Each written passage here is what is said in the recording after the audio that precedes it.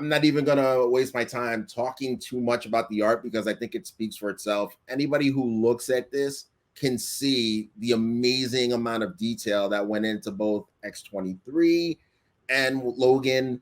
Um, it's a breathtaking piece. I think the question for most people is going to be 4 years and change. Really, dude?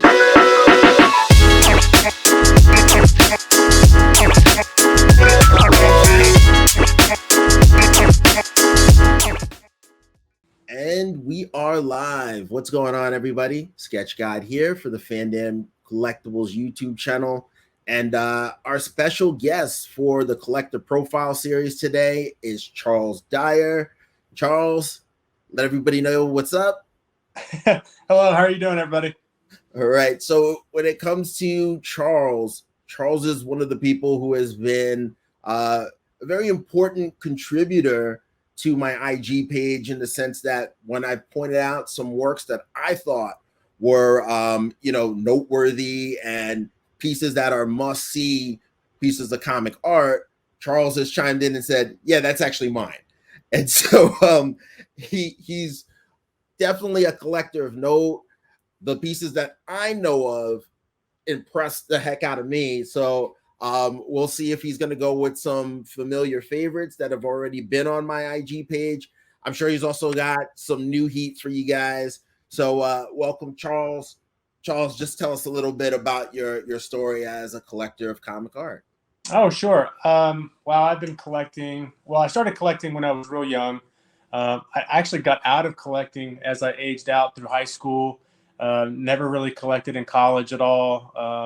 I'm actually a periodontist, human periodontist, so I do a lot of dental surgery, dental implants, and extractions. Got into dental school, and then right outside when I got out of residency, I hooked up with a good friend of mine, and we started talking about one of my favorite characters is Wolverine, so we started talking about Wolverine, and just got my interest piqued about what that storyline and what the character's been through.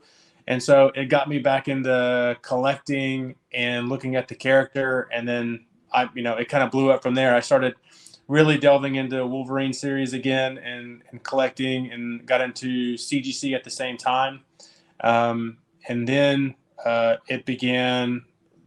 what began as just a kind of a modern collecting, started to go back into Golden Age, and then started really looking at celebrity work and also sketch covers. So I got really involved in sketch covers about probably 10 years ago, and it's been nonstop ever since. I just like it started out with interpretations of one of my favorite characters, which was Wolverine. And I would simply ask an artist, let me get your interpretation of the character. I really gave them no guidelines on how to do a piece beyond just what the character I wanted, and I wanted their vision. So a lot of my pieces are really unique. A lot of the artists love working on the pieces because I give them no direction. I just say, look, here's the character. You do what you do. That's what I want to collect. And so it's been pretty phenomenal since then. I get really good results that way. I don't put a lot of restrictions on my sketch covers. Some artists want some direction. Others are like, man, thank you so much for letting me kind of open up and just do my own thing. I'm a fan of that. I'm like, when you collect a particular artist or a particular sketch cover, that's what you're looking for is their take on it. So I think that's really important when you're communicating with artists, is just like give them absolute control. Say if you want 1 to 2 characters, just say, these are the characters I want. You do what you want. So that's how it's been, and that's how it's going to continue to go. I do primarily, I would say I commission most of my pieces, but I do pick up stuff on eBay for sure, just because there's stuff out there that it's pretty phenomenal. So. Absolutely, things where you're like, wow, this person's actually getting rid of this, yeah. You just have to jump on it. But based on what I know, you've had quite a bit of success commissioning quality pieces, so that's also an important piece of the puzzle. And I'm glad that you let people get some insight into your approach. I definitely think if you're approaching an artist of a certain caliber, to a certain extent, you have to trust them to be the artist. Certainly. And you can definitely let them know what you may want to communicate with the character, like a very angry Wolverine, or Wolverine smoking his cigar and relaxing, things along those lines. But a lot of the actual specifics when it comes to the artistic detail, let that person be who they are. Let them bring it to life. I agree. Definitely. Awesome. So, I mean, let's not keep the people waiting any longer. What would you like to get into first? What piece do you have here for us today? Okay, so I've got 2 pieces, same artist. My first piece is that I wanted to have everyone look at is this is a Frank Miller piece. So it was originally all pencils. And what I did was, let me see if I get a good angle there. There we go. Looks good. I'm going to take it out of this Mylar. It'll be better. It will definitely help, but we can see that is Frank Miller. That's good Frank Miller. Yeah. So here's the story on this.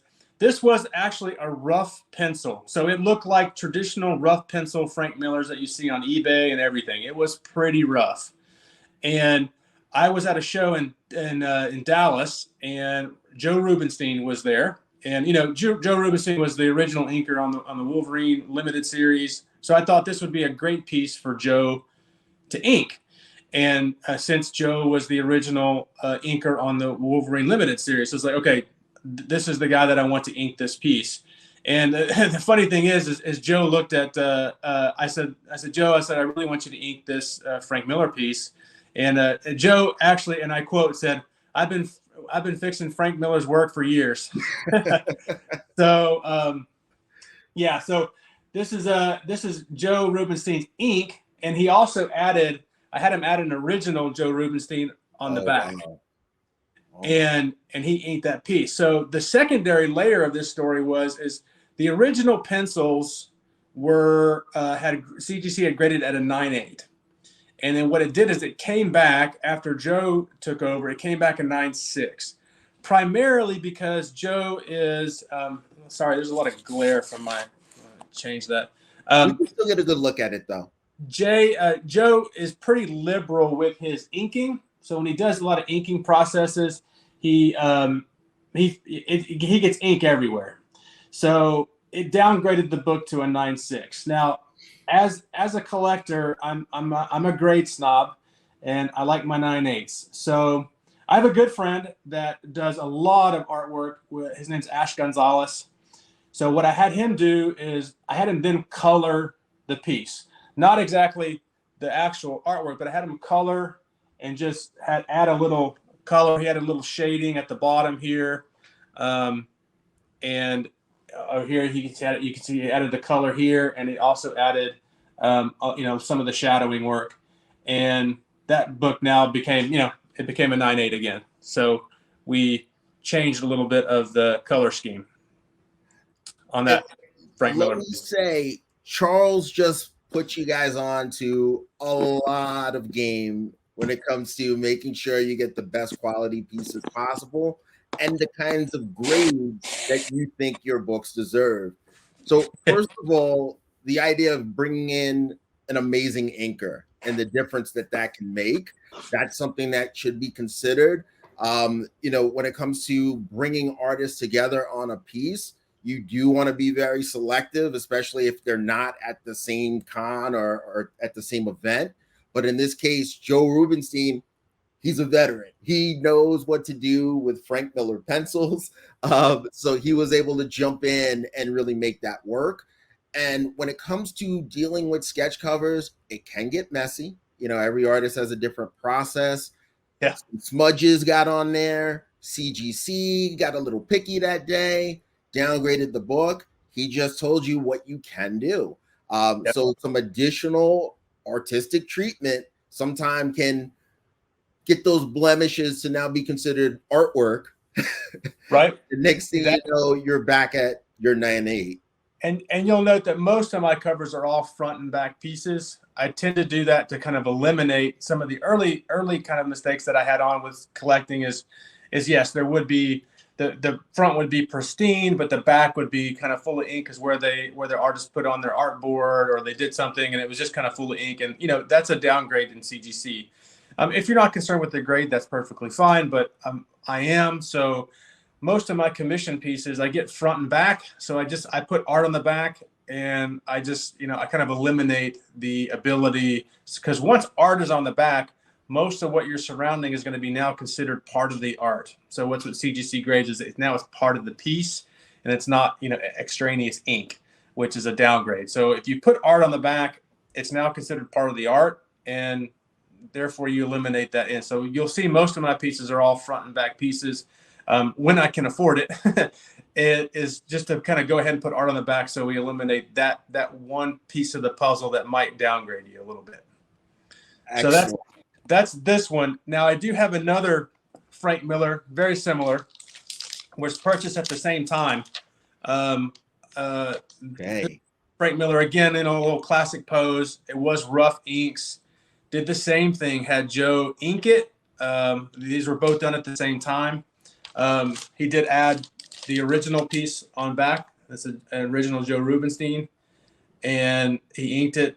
Same thing happened to this book. We got it graded. It was a 9.8, and then it got downgraded after Joe had his ink with it, and it was a 9.6. So I had my good friend Ash go through processing of doing a little shading on the bottom and, the recolor around the border.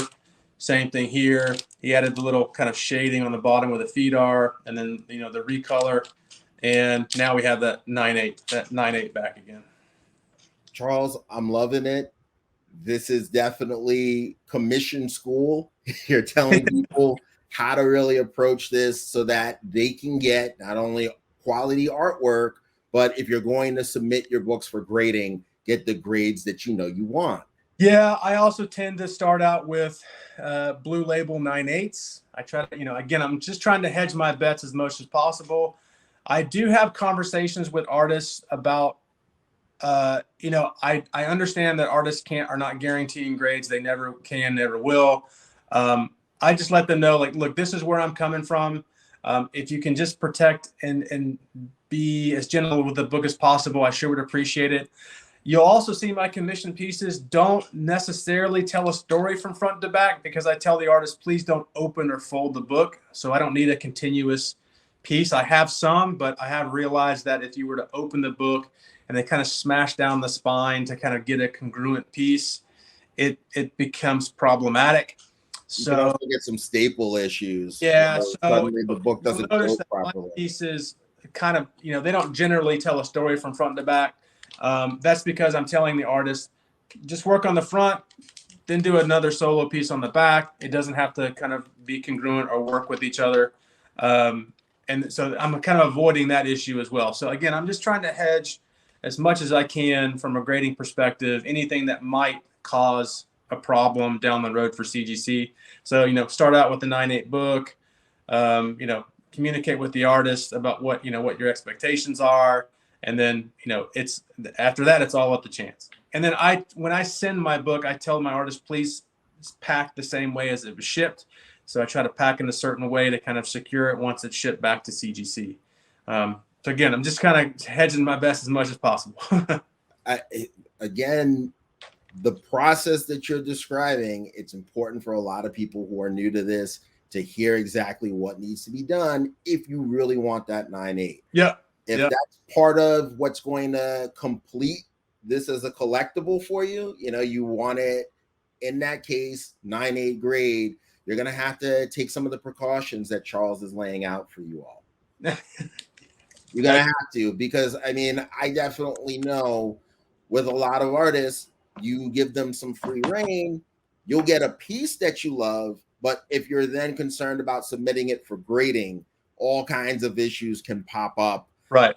Unless you really kind of supervise the process in that way, where you're even particular about how the book is shipped back and forth. Sure. And it's much easier to have a commission piece that's not going to CGC, obviously, because you don't have to worry about chain of custody issues. So, for instance, everything goes to CGC. So I have to communicate to the artist that they'll be filling out a creator agreement.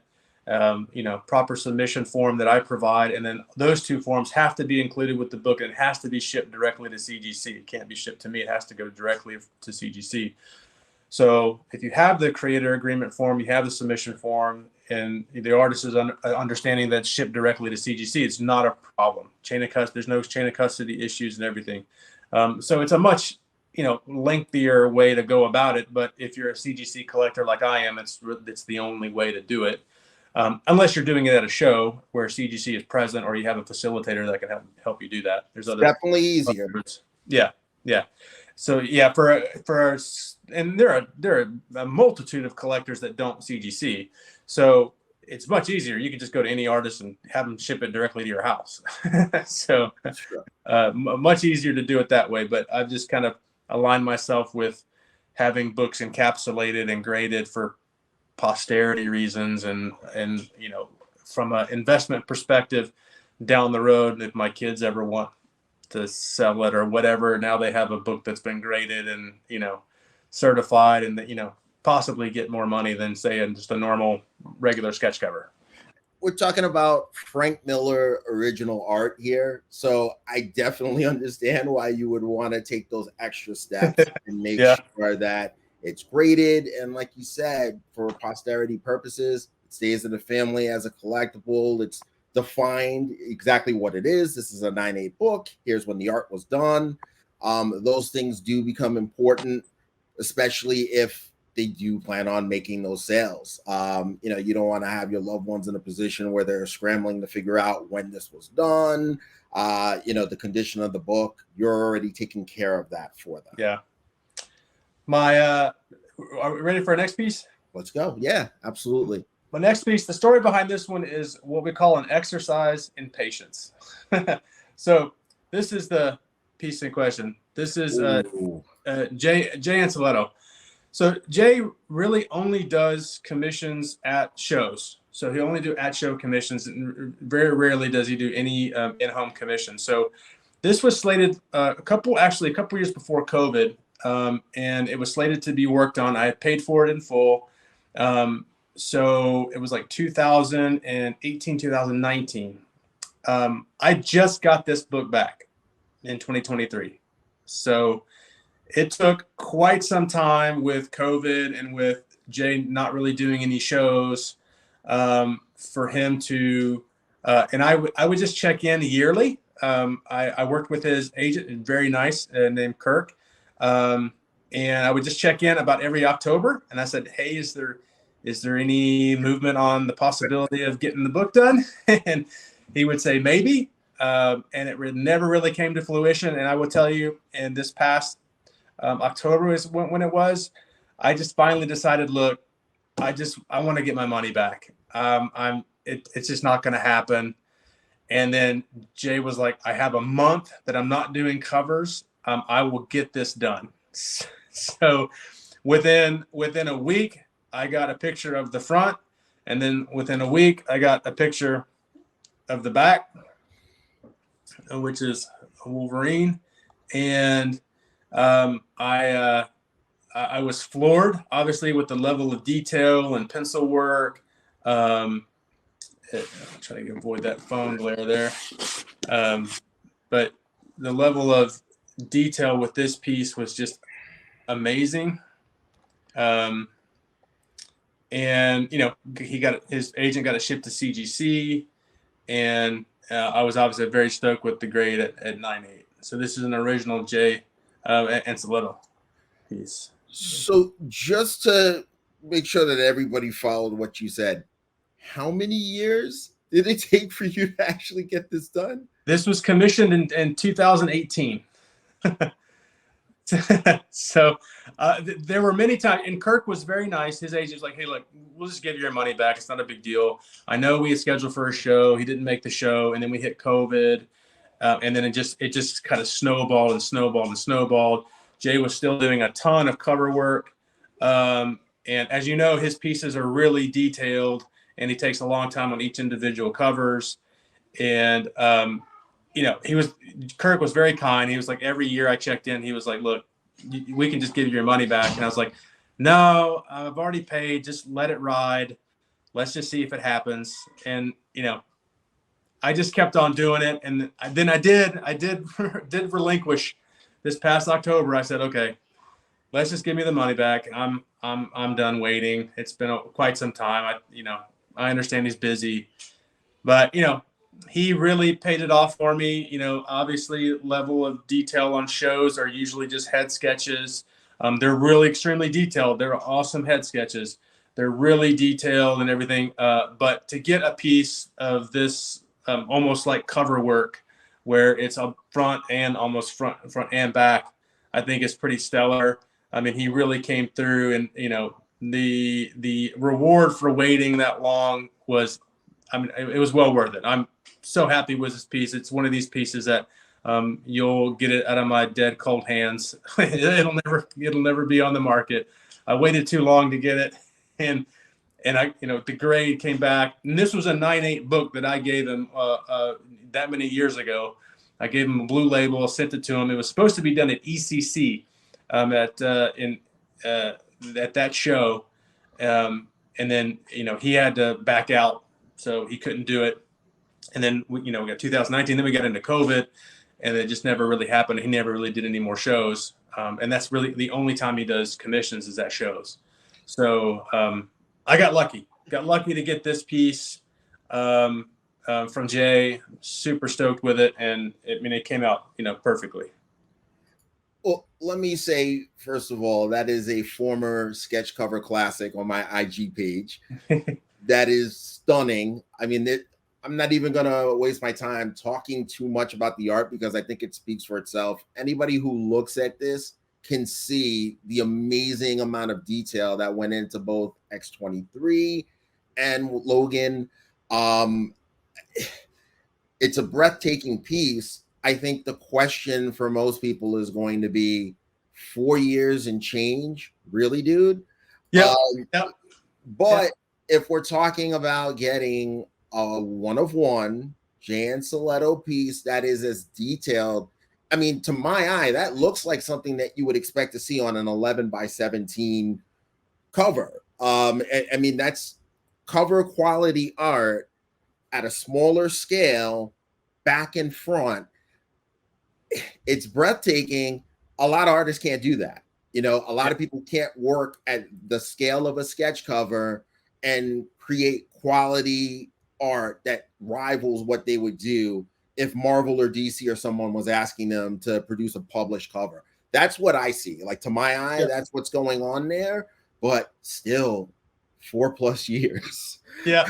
I mean, I have to say, I think maybe Jay was feeling a little guilty for keeping it that long, and he just put a lot more into it. It was scheduled to be just kind of a bust type of piece. It was scheduled to be. Oh, it's way beyond that now.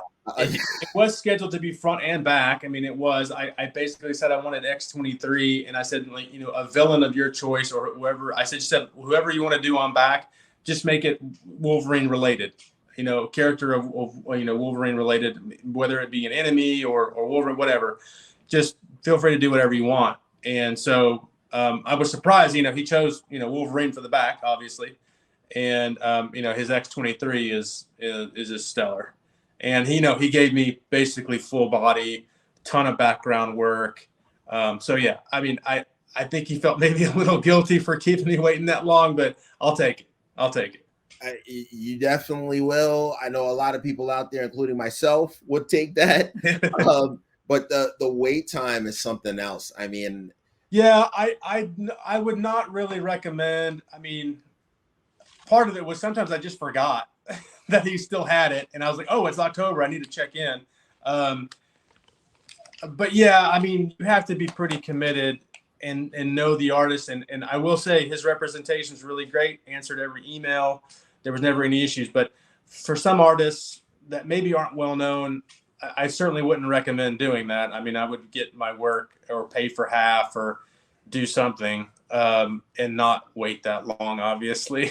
But like I said, I mean, there were maybe a year or two where I just forgot. And I was like, oh, it's October. I need to check in.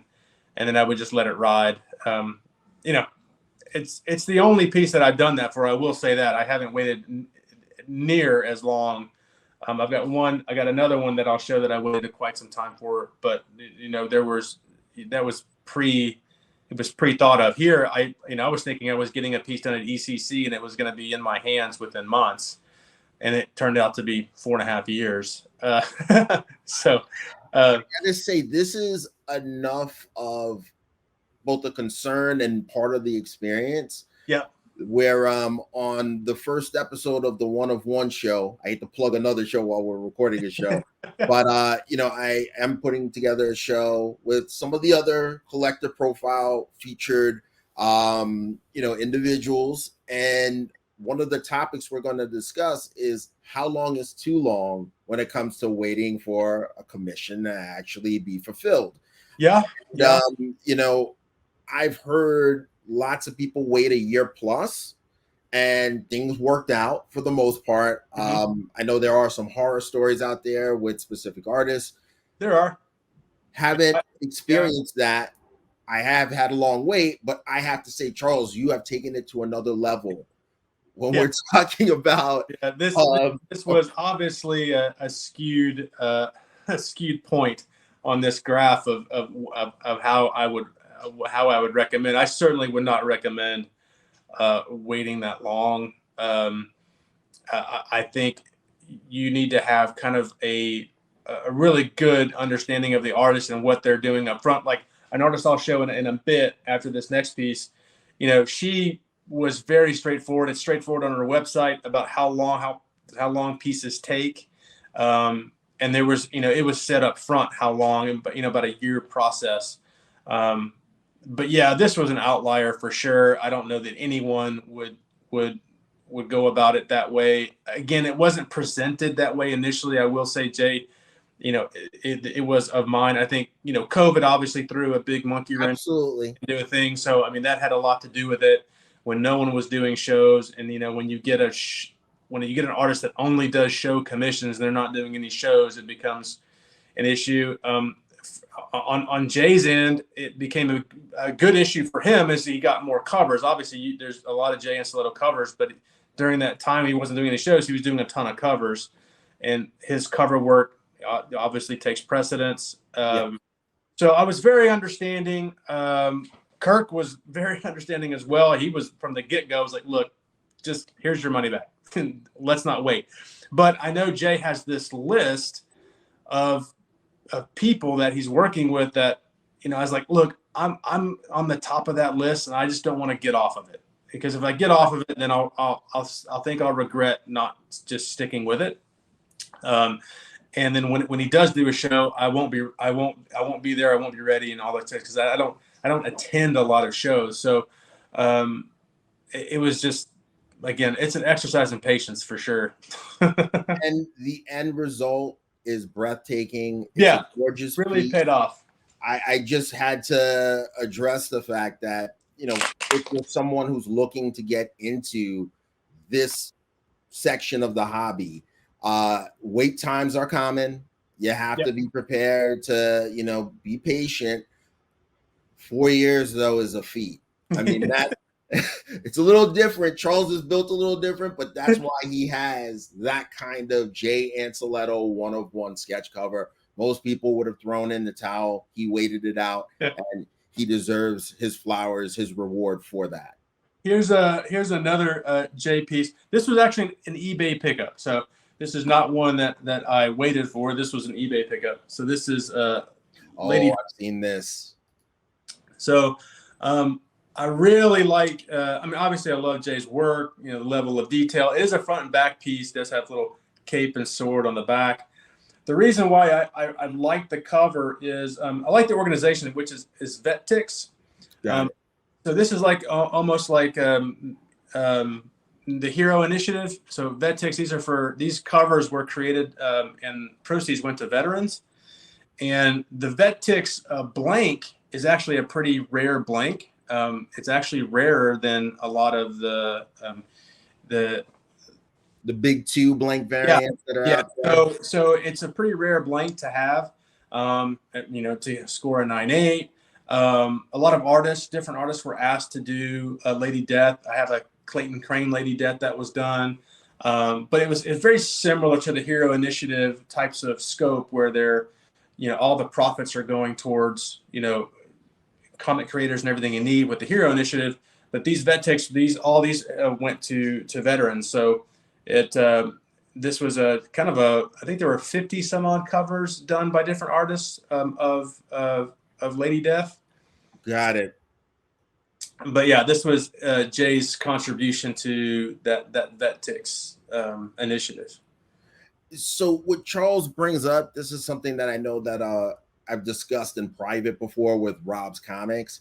With some of these blank variants, especially if you're someone who likes to chase rarer books, some of these blank variants, I mean, the print runs, particularly for, a Lady Death related charity, contribution, we're talking about 50 books, 100 books. Yeah. It's not stuff that you're likely to stumble across in a back bin somewhere or in a dollar box. And sometimes it is actually limited to that specific event. Like they only published enough for the artists who are going to actually contribute artwork. So that alone makes this piece, something of note. And then you throw in the art, and we're talking about a very, very rare collectible. Yeah, so that's Jay's Lady Death. So I loved his rendition of the character and how he kind of added a little bit of more flair on the back for the piece. So it was really cool. I mean, all the hand presentation and hand reaching out, and yeah, it was really cool. Excellent pickup. And you know what? The other thing too, you know better than anyone how long it takes to get a Jay and Soletto original piece. So I can definitely understand scooping that up on eBay when you saw it, because you're not going to wait another half a decade for one. It was actually a very good price too. So I'm happy with that. My next artist is I stumbled upon, and it's probably one of my more famous covers.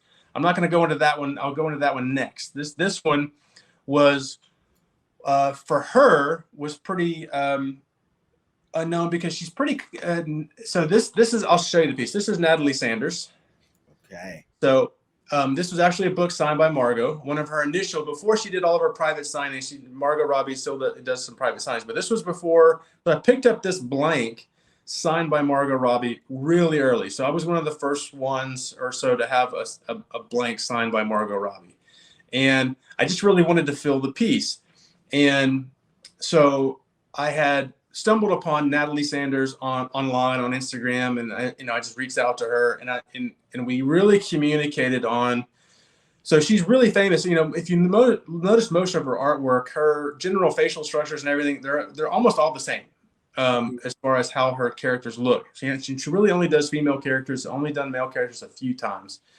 So I said, can you do more of a Margot Robbie facial structure? So it's uncommon to see her work and, doing a more, facial structure of an actual actress, for one. Right. And then she was very new to doing work over an actual signature. So it was, new for her. So it was kind of a testament to both of ours. Like, I know that you're a great artist. I know you can do this type of thing. And she was like, well, I really want to do it. And so we had this piece, and then obviously we have, Harley Quinn on back as well. Oh my gosh. Yeah. That front and back are breathtaking. And, just the ability to integrate the signature. It's something that I've only done once, buying a book that was signed with the intent of then working with the artist and really trying to develop the piece. But not every artist can do that convincingly well. I mean, some people really are concerned about, just how that may limit them in some respects. But she was up to the challenge, and the work speaks for itself. Yeah, she's pretty meticulous. And this was the artist I was talking about, how she's pretty upfront with. If you look at her website now, I haven't been to it recently. This is a couple years old. or several years old actually, but her website was pretty upfront with wait times. It's going to take, 6 months to a year for this to kind of get done. She does it in between covers. So yeah, she was really upfront with her timeline. It's stated on her website, which I think is great. If you want to commission pieces, price is stated up front. Everything's up front. So this was, I was just generally check in, every month or so. It's like, how are you doing? How's it coming? She would send, little snapshots of what she was working on, and a really nice artist. I've spoke with her personally. She's really, really nice, and does great work. But I'm kind of honored to have a piece that, from a facial recognition standpoint, doesn't look like a lot of her work. So, and if I'm not mistaken, that's because she basically uses herself for reference. That's the overall consensus with most. But I will tell you, I've seen her, and I mean, she's very pretty. I'm not gonna lie. I mean, she's a pretty woman. But I mean, I don't think her characters look like her specifically. Yeah. But I think from a general model standpoint, she may be using that. But yeah, I mean, it is kind of a take of her work is that most of the characters kind of look all the similar. So, I have a piece that doesn't. Right. You have a piece that doesn't. I also want to say that's not uncommon. Sure. What she does. I mean, I know like Mike Diodato, he's pretty upfront. Like he'll post on IG reference photos he took of himself for some of his classic Marvel work. Lots of artists use that as part of their process.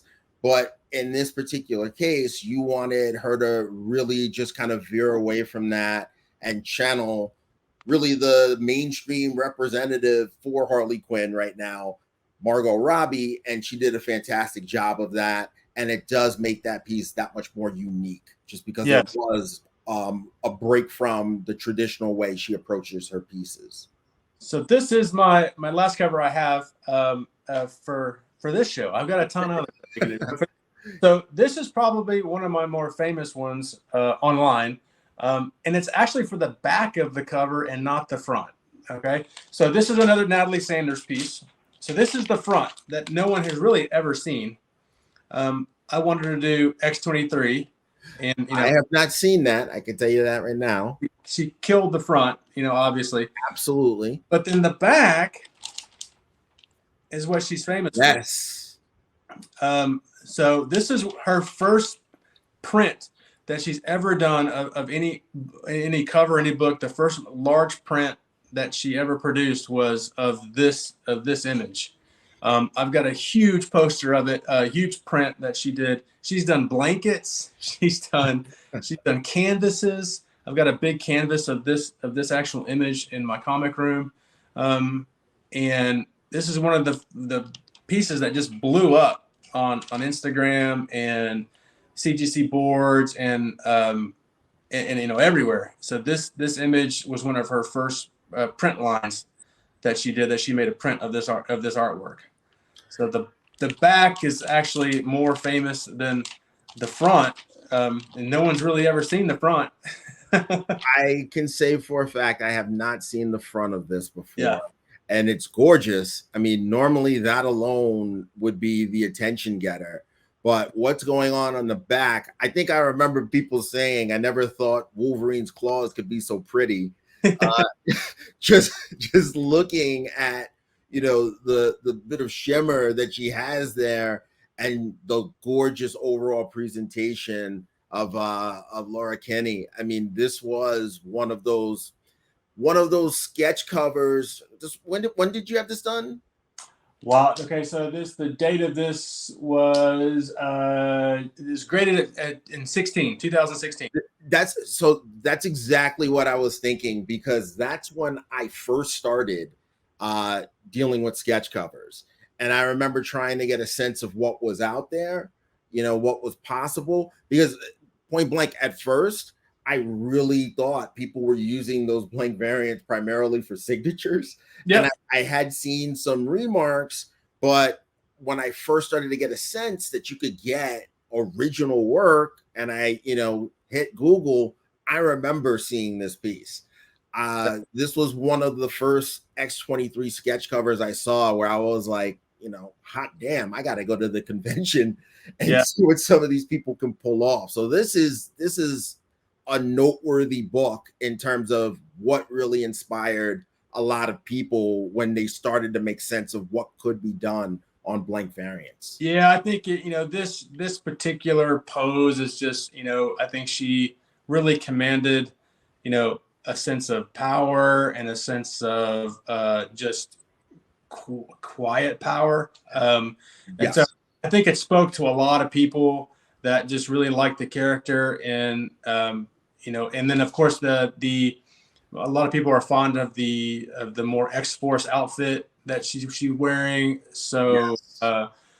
yeah, so this was just one of those lightning in a bottle pieces that I really don't have many that artists have turned into A print. a print of some kind of maybe one or two, but this one was the one that I was like, man, I'm so lucky to this, again, like lightning in a bottle, to have this one, and it's be one of her first prints and first real big thing that like hit for her. I mean, she was a star before this, but I mean, just like this print went crazy for her. She's done, like I said, she's done prints. This one turned into more than a print. Then it turned into canvases. Then it went from a canvas and went to metal prints. Then it went from metal. It went to, she was doing blankets. She has like big blankets of this.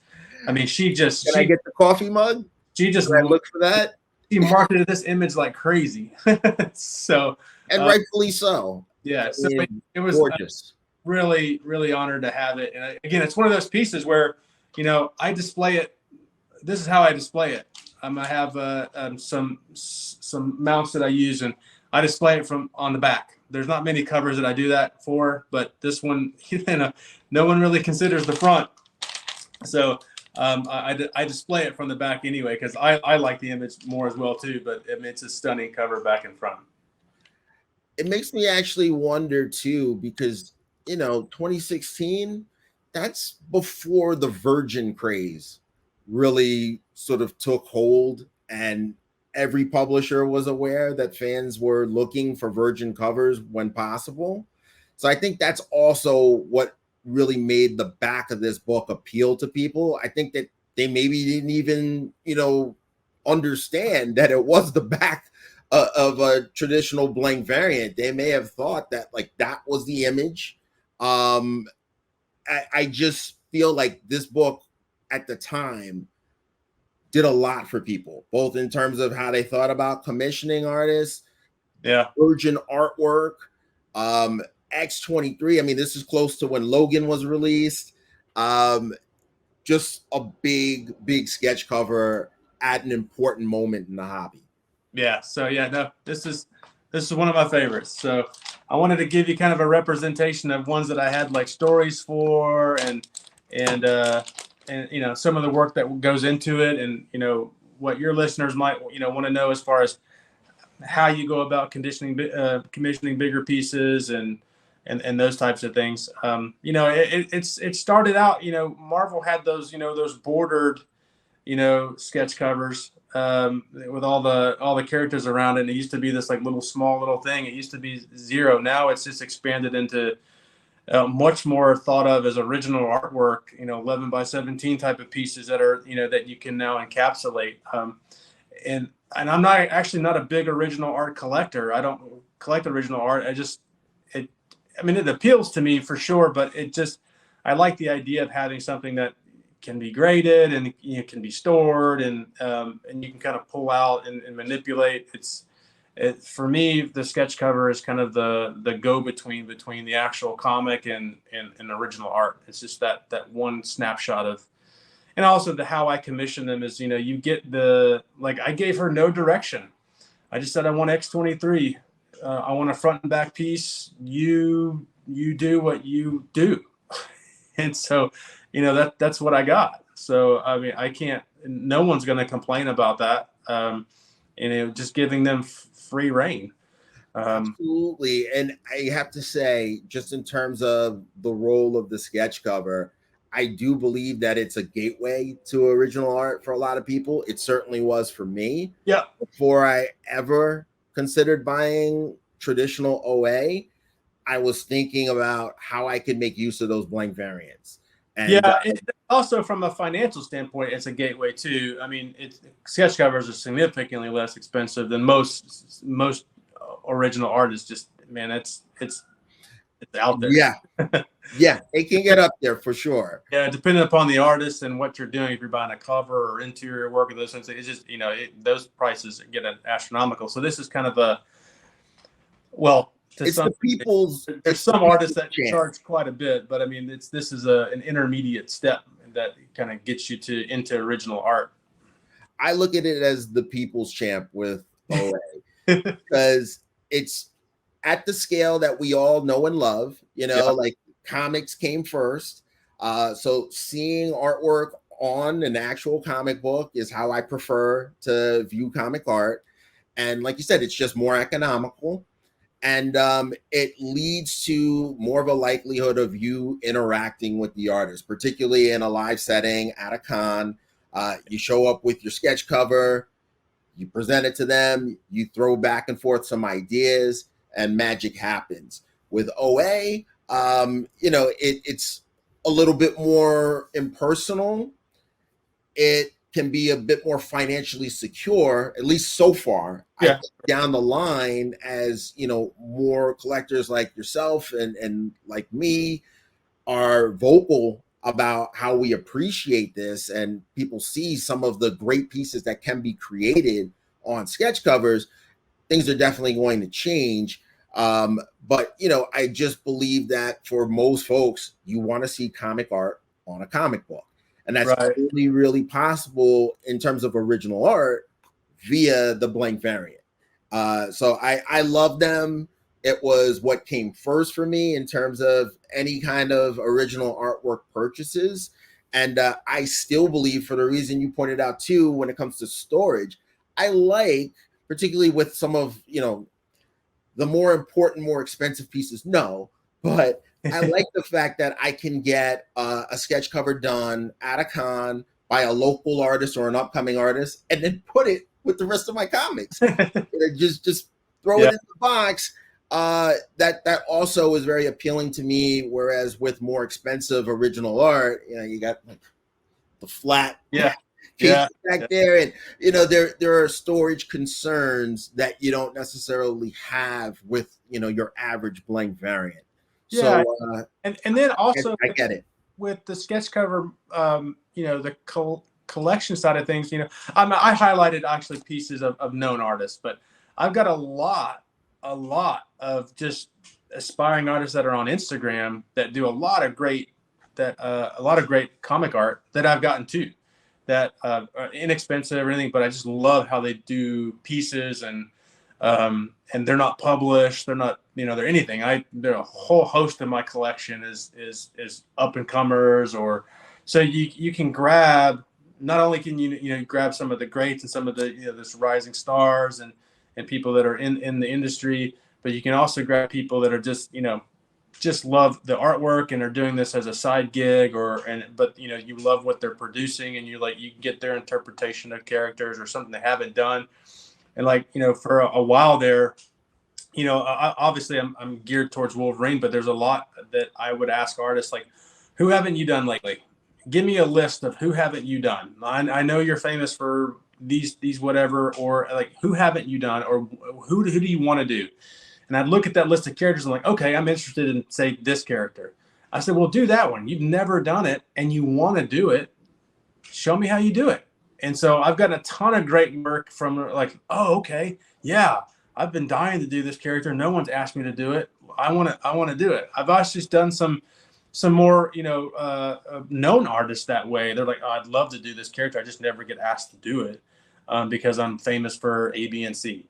So let me just say, that's part of the way you get quality work. Once again, you ask the artist, what would you like to draw? And let them run wild. That's when you get the extra lines and shading for the detail, because they really get lost in their work, and you're more likely to get something that stands out as compared to if this person was a cover artist on, freaking Punisher 5 years ago, and they've drawn 500 Punisher sketches. it's kind of mechanical for them. They'll go through the motions. You'll get something. You'll be able to say, hey, I like this cover artist. I like what he did on this run. But it may be very similar to other sketch covers that person has done. But you get them inspired, something that they really want to do. It shows in the actual artwork. Certainly. Yeah. So I would encourage collectors that are maybe stagnant in their collection or looking for new ways to approach. It's like, look, if you haven't been open with your artists, or then give them a little bit more free reign than you might think they want, or I would just let them kind of dictate the piece. I mean, in general, in my collection, my most my favorite books, or books that people think that are great, were done solely because the artist had total free reign to do whatever they wanted to do. I didn't give them really any hard and fast rules, colors, or anything. I think you're going to get better pieces that way, just in from my general experience. And then, of course, I have a ton of, like we discussed early on, ton of tips initially if you're looking from a grade perspective on how to kind of approach that. It's just, again, it's hedging your bets on how you want to get that approach. And most artists, if not everyone that I talk to, they're like, I understand, not a problem. No one has said, I just can't do it that way. There's just no way I can. Everyone's like, yeah, not a problem. I'll be as careful as I can. I understand what you're looking for. No one's balked at that at all. So every artist has been like really great. It's like, yeah, we'll try to take the best care I can of your book, and I won't manipulate it as much, and we'll try to do as much as I can to help that area. So no one's been poor with that request at all. I wouldn't think so. For the most part, they appreciate the fact that you value what they're going to produce that much. Yeah. So they'll kind of take cues from you if you're like, oh, I definitely want to make sure that this thing is handled as gently as possible, and you really spell out your goal. You want this to come back as a graded 9.8. They're right there with you. They'll kind of follow your lead in terms of how to best handle the book to ensure that it gets that grade. Yeah, and it doesn't happen nowadays too much, but early on you had to really coach some artists through the CGC process, because they just were not, they were maybe familiar with maybe a show or someone picking up a book, but telling an artist like, look, I'm going to send you this creator agreement and the submission form. You have to fill out the creator agreement. And there's early on, I had to walk a lot of artists through that whole process because they just were not familiar with, in this day and age, I think that's probably unlikely, but back in, early 2000s and when we were, when I first started, I had to baby steps with a lot of artists getting this through the CGC process. I would say that's another thing that COVID changed. Yeah. Really, once everybody was working from home, that understanding of what needed to happen in order to get that yellow label versus a green label, or some other issue with the book being recognized as being authentic, artists had to learn and learn quickly. So you don't have as many people now who are completely lost when you say to them like, hey, here's what we need to do. So things have changed in that way for the better. But, with the grading companies, you still have to wonder about the actual grade. That can be a wild card. So some of the things that you pointed out before that you can, have artists keep in mind, having back covers done, even if it just means some shading and use of color, that can make the difference sometime between a 9.8 and a freak 9.0 out of nowhere because of an ink smudge somewhere. Right. Charles, listen, obviously you and I are going to continue to talk for sure. Yeah. So, hold on. But for the rest of you, I think now it's time to cut out. We're at almost 55 minutes. No, but listen, it's well worth it, because I do believe that there's a lot that folks can take away from this conversation and use as they get out there during con season and try to get sketch covers of note. So, soak up what you guys have heard today. Keep that in mind. Make great use of the info that Charles has provided. hit that like button. Make sure you subscribe. Thank you for joining me. Until next time.